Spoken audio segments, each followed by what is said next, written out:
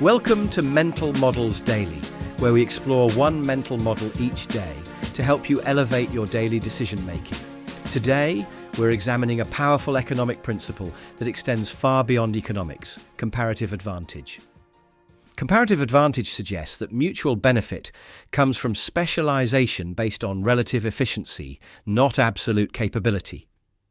Even if someone is better than you at everything, they should still focus on what they're comparatively best at, while you focus on what you're least bad at. Think of it like a master chef who's also an excellent dishwasher. Even though they're better at both cooking and washing dishes than their assistant, it's more efficient for them to focus on cooking while the assistant handles the dishes.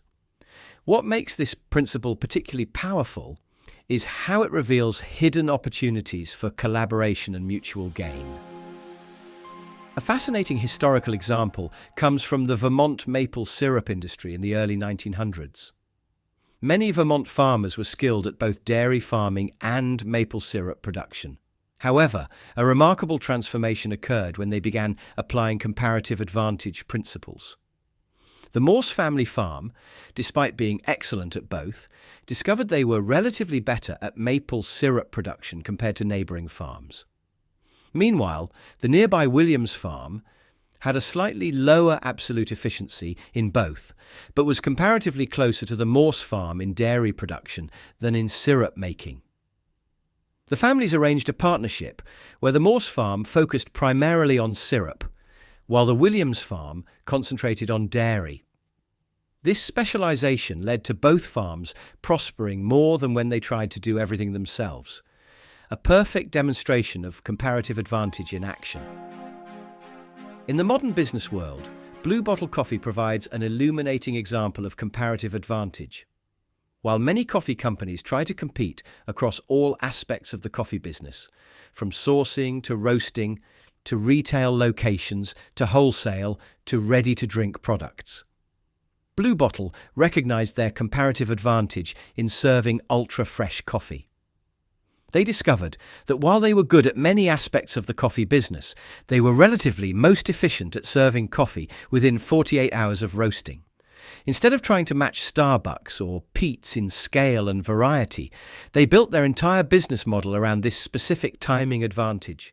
They intentionally limited their storage capacity, developed a sophisticated just-in-time roasting schedule, and even chose to throw away beans that passed their freshness window. By focusing solely on what they could do comparatively better, serving the freshest possible coffee, they transformed from a small Oakland cart into a company that conglomerate Nestlé valued at over $700 million. It's like finding a specific note you can hit better than anyone else and building your entire symphony around it. So, how can we apply comparative advantage in our daily lives? First, practice what I call efficiency mapping. List out all your activities and rate not just how good you are at each, but how your relative efficiency compares to others.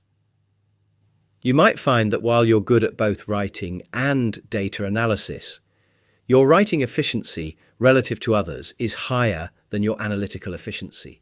It's like creating a personal performance spectrum that reveals your true strengths. Second, implement strategic delegation based on comparative advantage rather than absolute ability. Even if you're better than your team members at certain tasks, delegate them if your time is comparatively more valuable elsewhere. It's like being a chess player who sacrifices a good move for a great one, understanding that it's about the relative value of each choice. Third, develop what I call collaboration consciousness.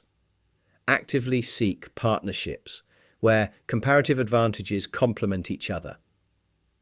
This might mean partnering with someone who's less experienced overall, but has a relative strength in areas where you're comparatively weaker.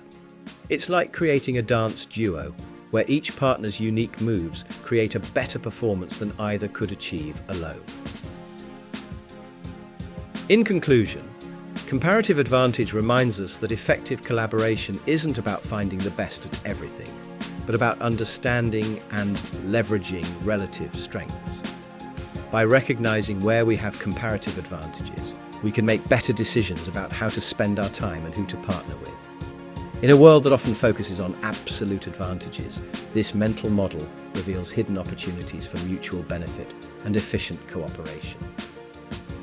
Thank you for joining me today on Mental Models Daily.